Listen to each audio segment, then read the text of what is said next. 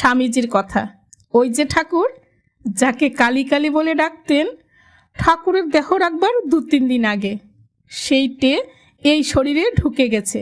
সেইটে আমাকে এদিক ওদিক কাজ করিয়ে নিয়ে বেড়ায়, স্থির হয়ে থাকতে দেয় না, নিজের সুখের দিকে দেখতে দেয় না।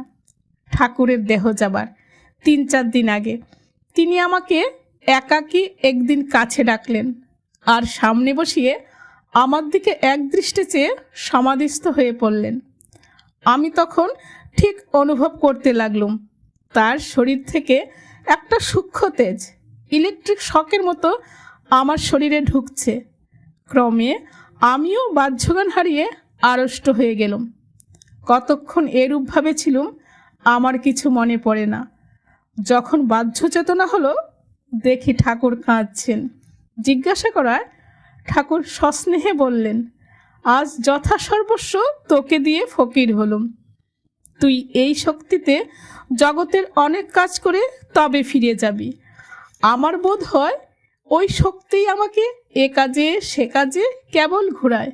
বসে থাকবার জন্য আমার এ দেহ হয়নি। জয় ঠাকুর, জয় স্বামীজি মহারাজ।